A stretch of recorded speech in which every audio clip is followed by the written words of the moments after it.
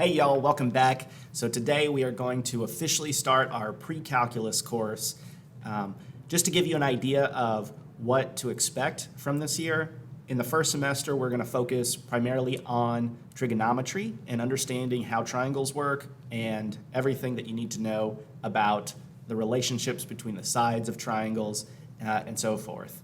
It seems like a whole semester dedicated to that seems like a lot.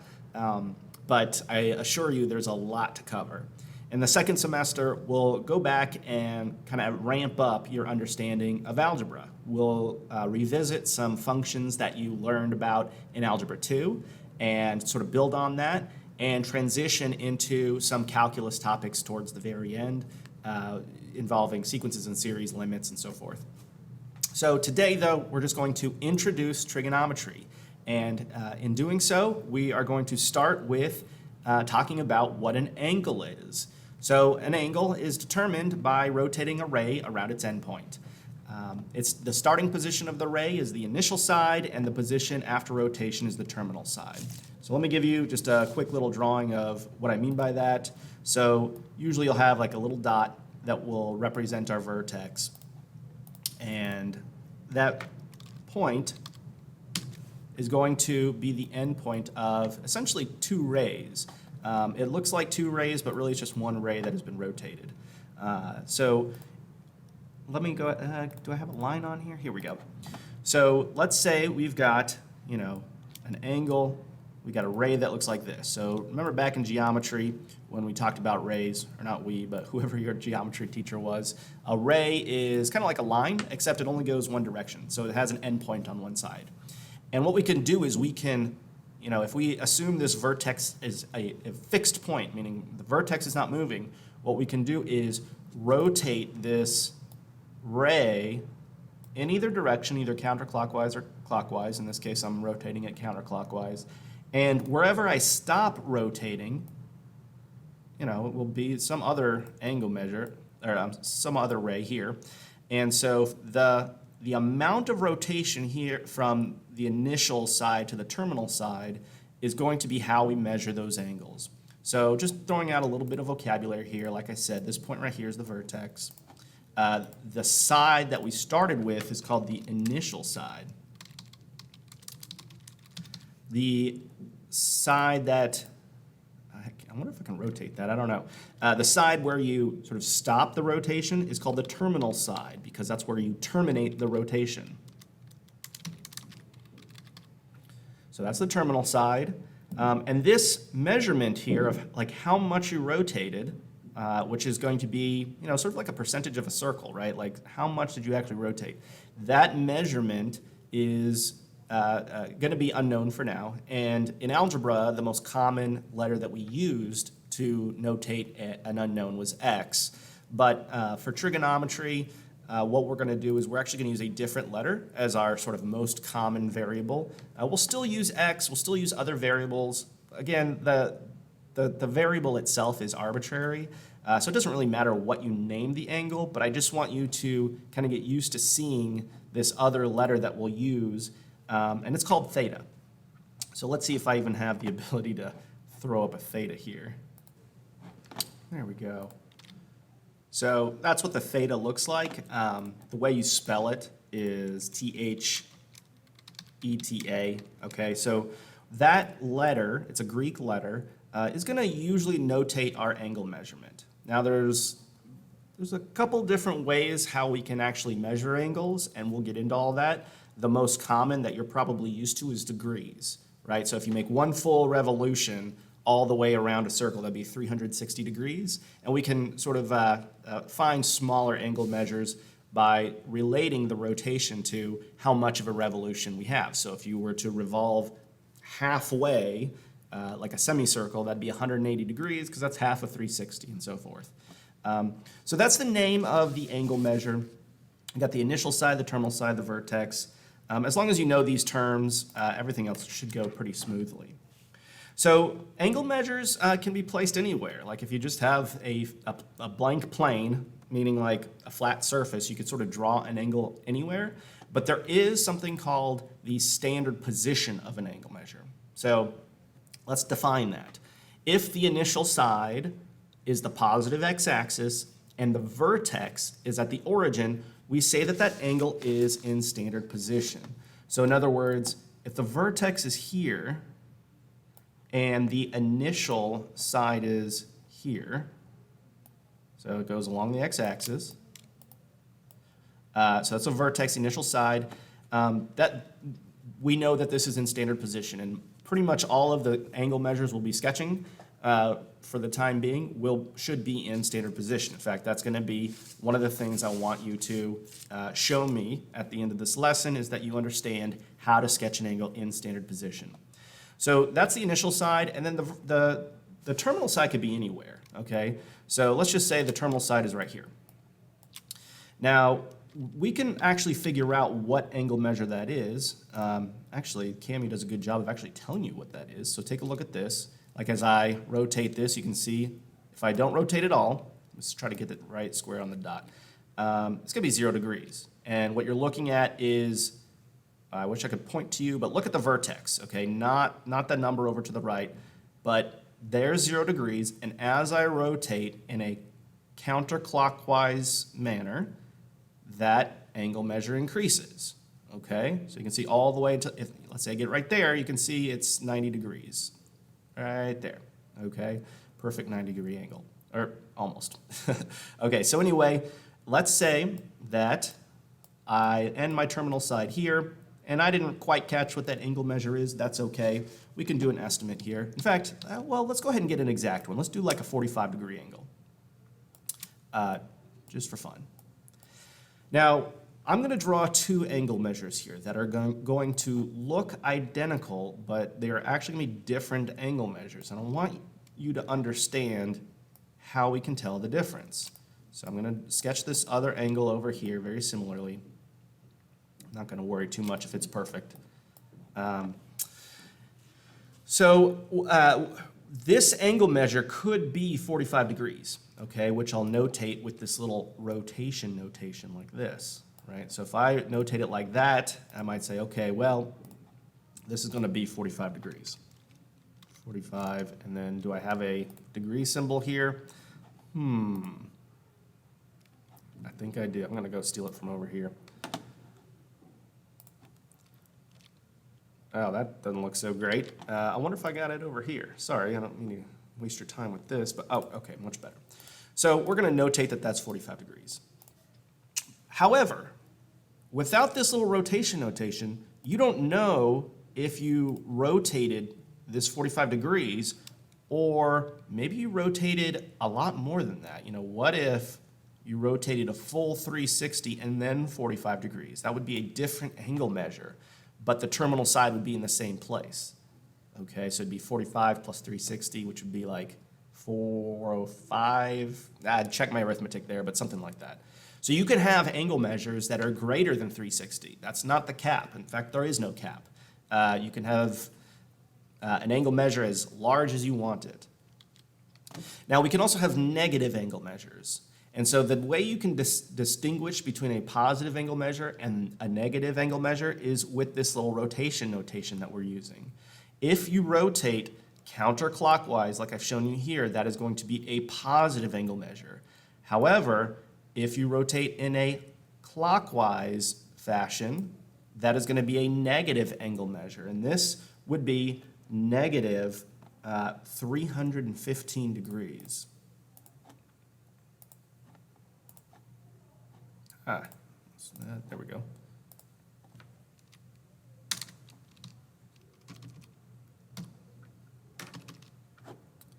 Negative 315 degrees. And so what you'll notice, though, is that they look the same except for this rotation notation. So when you start to sketch these angle measures, it's incredibly important that you include that rotation notation, because without it, you don't know what angle it is. I mean, there's no indication without that whether you've got a positive angle measure, a negative angle measure, or maybe you've got like a really big one that goes around and around and around. So when you sketch these, your sketch is going to be incomplete without that. So just keep that in mind. Now, how did I know this is negative 315? Well, I just sort of assumed that this was 45 degrees in here. I tried to make this exactly the same as this. It might not be exactly just because of the way I sketched it, but I'm labeling it so that it is. So just to kind of clear up what I'm talking about here, positive angles, okay, positive angles are going to be generated by doing a counterclockwise rotation. So that means like this direction, okay? So around like the opposite way that a clock's hands would go. And negative angle measures are notated by doing a clockwise rotation. So in other words, like this way, okay? So that's the difference between positive and negative angle measures. So let's practice a little bit. Now, what I want you to do is pause the video, okay, and do your best to sketch these angle measures. Now, they don't have to be perfect. You know, I don't assume that you're using Cami or some tool that will actually do the measurement for you, and I don't want you to bust out a protractor or anything like that. It just needs to be sort of generally in the right place. And what I mean by that is, number one, it's really important that the terminal side is in the correct quadrant. So, like here's the first quadrant, the second quadrant, third quadrant, fourth. Can you all see that? Oh, I don't know if you can see that. So here's the first quadrant. I'll erase this. Second quadrant, third quadrant, fourth quadrant. So it's important that the terminal side's in the correct quadrant, but also that it's sort of in the right spot. So like, for instance, this first one, 15 degrees, should be closer to 0 than it should be to 90, right? Because 15 is closer to 0 than it is to 90. So it needs to be generally in the right place. Quick little sidebar here. Back in the day in algebra, when you first learned about the numbering of the quadrants, I've taught Algebra 1 many times, and students are always confused as far as like, why are the quadrants numbered like this? It seems kind of weird that you wouldn't just go like you read a book, 1, 2, 3, 4. Like, why are these backwards? And really, it comes back to, the reason for that comes back to these angle measures, in that you are actually rotating in this order, okay? So quadrant 1 would be the first quadrant you pass through as you rotate that angle measure in a counterclockwise way. So this is quadrant 1, 2, 3, 4. And so just to sort of dispel any sort of confusion of why that is the way it is, that's why, okay? So anyway, just like I said, a little sidebar there. So I'm gonna erase all these numbers, pause the video, try to do some sketches, and then come on back and we'll go over all 4 of them. All right, so let's get started here. Hopefully you had enough time to do these on your own. I usually like to start with just drawing the vertex. Okay, and actually I'm going to draw the vertex in all these. Additionally, I'm going to draw the initial side with all these as well. So let's go ahead and sketch out that initial side on every single one of these, just because it's the same. It should be the same. If we're drawing them in standard position, remember that's the key here, the vertex needs to be at the origin, and the initial side has to go along the positive x-axis. And this is just pretty much convention, but it's a pretty standard convention. So, wow, I'm struggling with this last one, getting it right on the line there. I'm kind of being, well, never mind. Okay, so we got all the standard, or the initial sides. Let's start sketching the terminal side. So 15 degrees, like I was saying before, 15 is closer to 0 than it is to 90.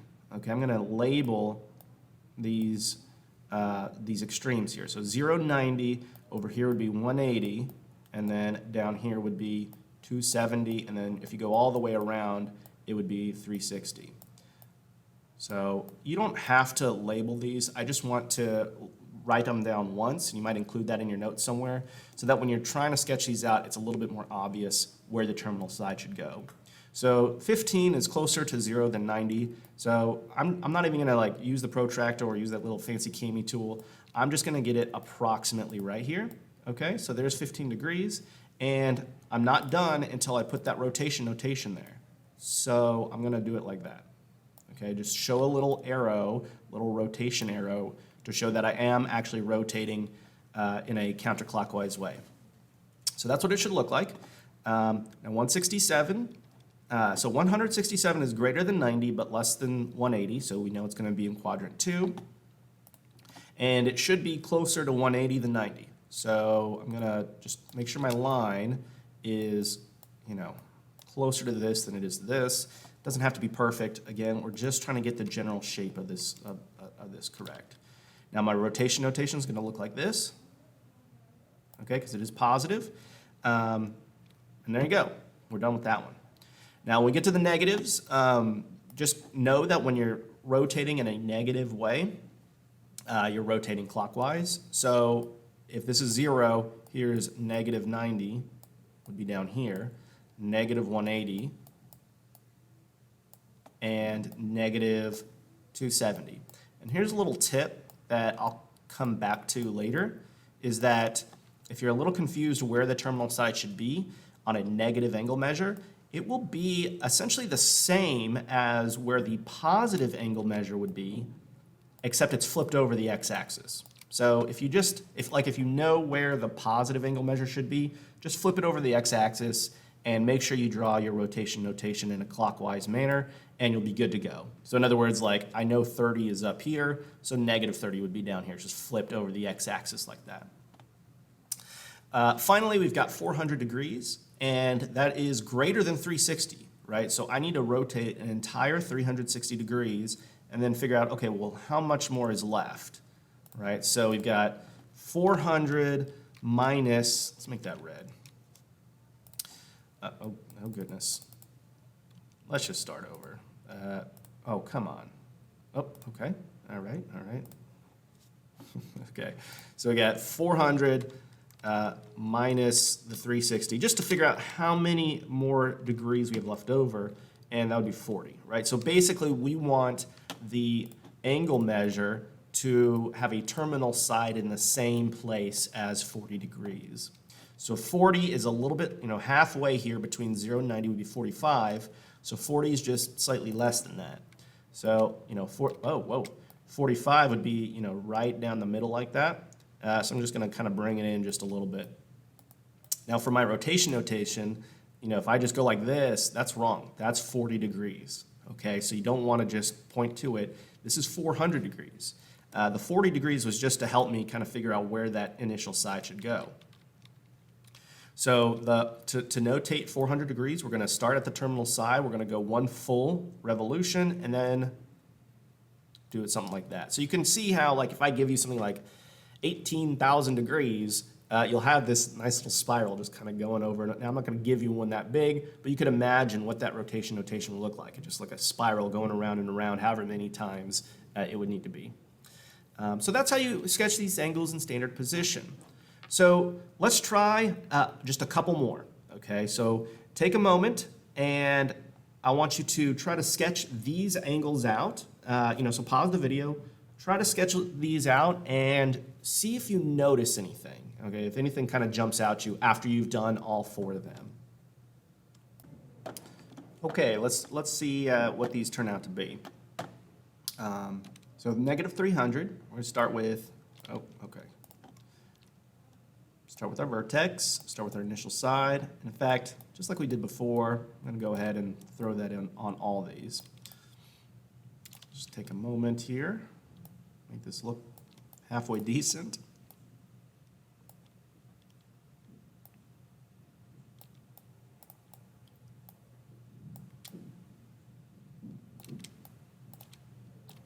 Okay, so negative 300. That's going to be 60 degrees less than a full rotation in the negative direction. So I want to try to make this at approximately 60 degrees, this terminal side, and I will sketch the rotation this way.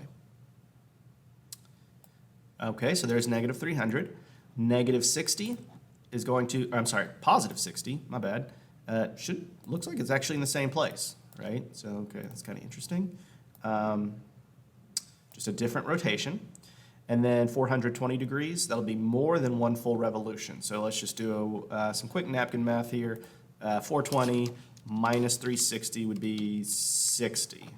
Okay, so hopefully you're starting to see what I'm trying to point out here is that, okay, so this should be in roughly the same place too.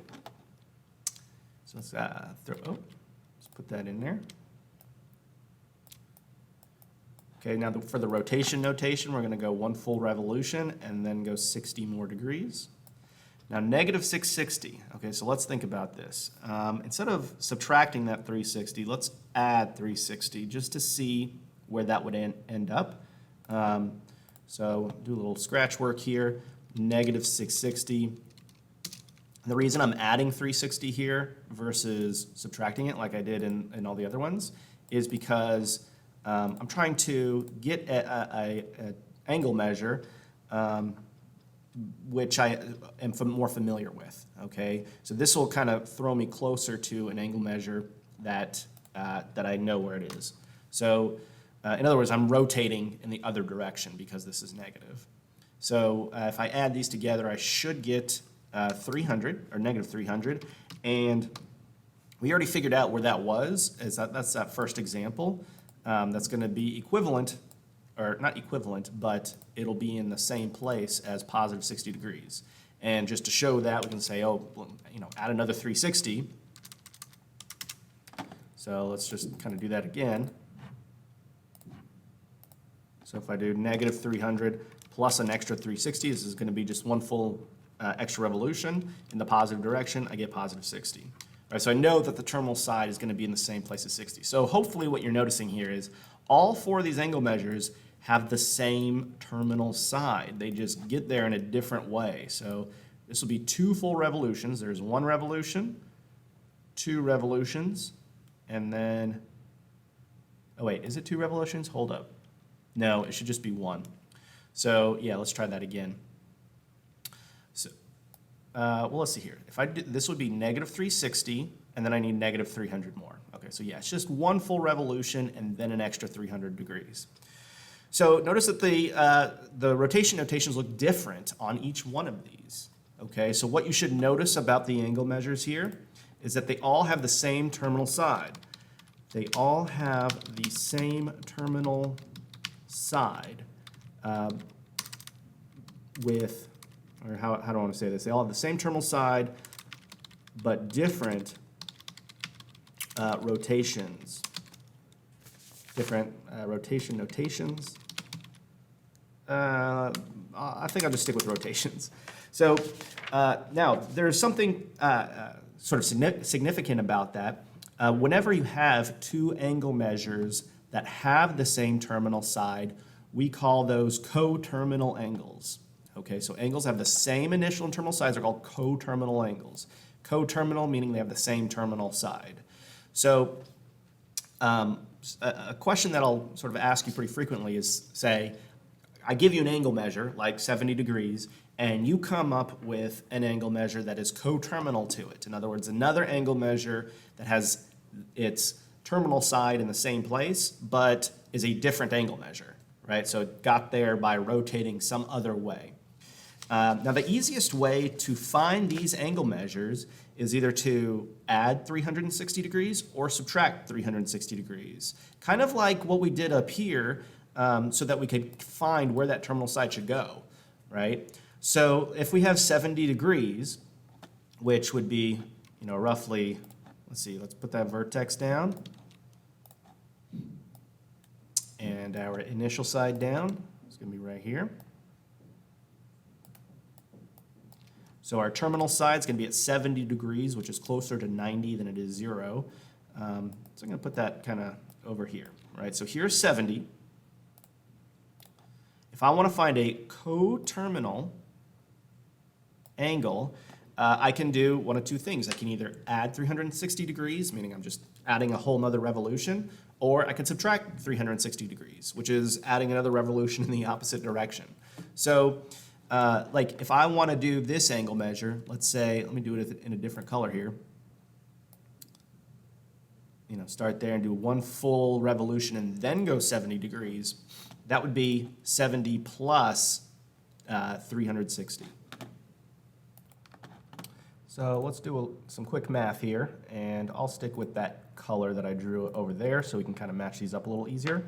So 70 degrees plus 360 degrees would be 430, right? That'd be 40, 30, yeah, 430 degrees. Wow.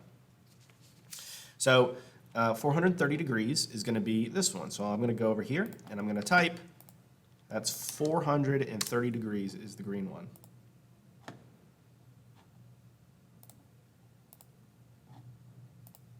Can you all see that okay? It's kind of bright, but I'm hoping you guys can read that okay. So 430 degrees is the green one. This blue one is going to be the 70 degrees.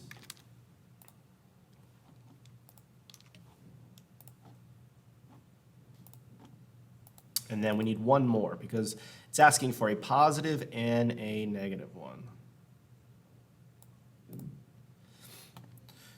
So for the negative one, let's do that in, I don't know, purple.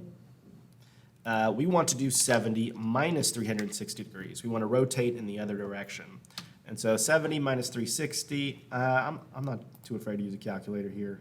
Where's my calculator?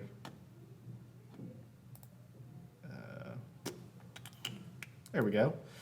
So we're going to do, let's double check that arithmetic just before we move on. 70 plus 360 is going to be 430. Okay, so that checks out. And then we want 70 minus 360. We get negative 290. Okay, so to notate that over here, no, we don't want that. We just want the purple. Okay, so we're going to start at the initial side, and we are going to rotate this way. So it's getting a little messy here, but here's the rotation. And that would be negative 290 degrees. So we found two angle measures that, where one's positive and one's negative, and they're both coterminal. Okay, so all three of these angle measures have the terminal side in the same place. That's what makes them coterminal. Then we've got 500 degrees here. Now what you're going to notice, well, let's go ahead and sketch it first. So let's go ahead and draw. Now 500 degrees, well, gosh, it might even be easier to just go ahead and find that terminal angle, or that terminal side. So 500 degrees, I'm not really sure exactly where it is. It's more than 360. So let's see, let's subtract 360.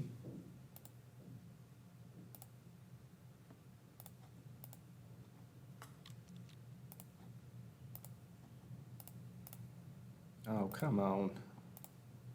Here we go. So we have 500 minus 360 equals, well, what would that be?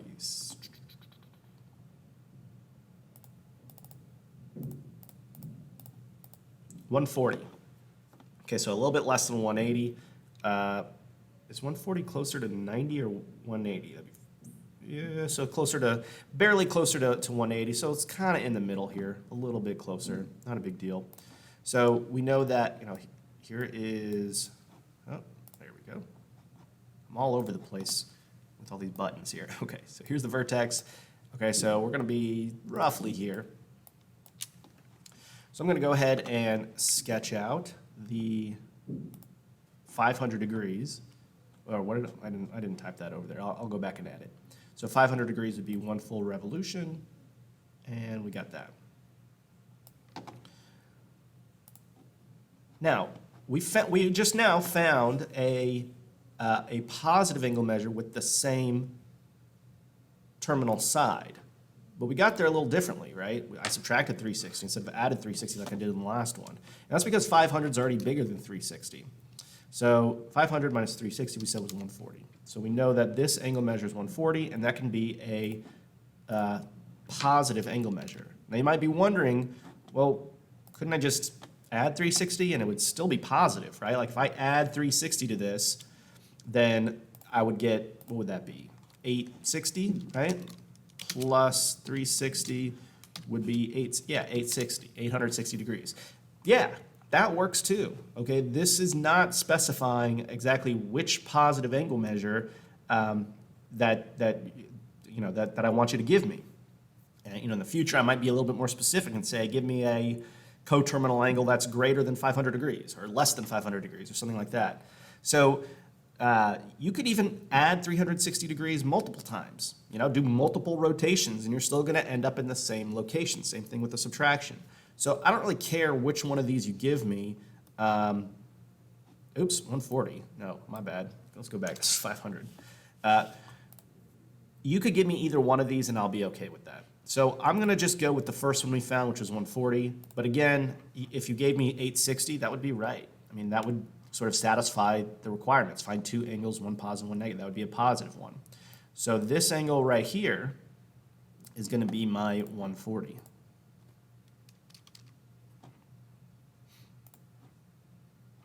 Okay, so I'm just going to go ahead and delete this other one.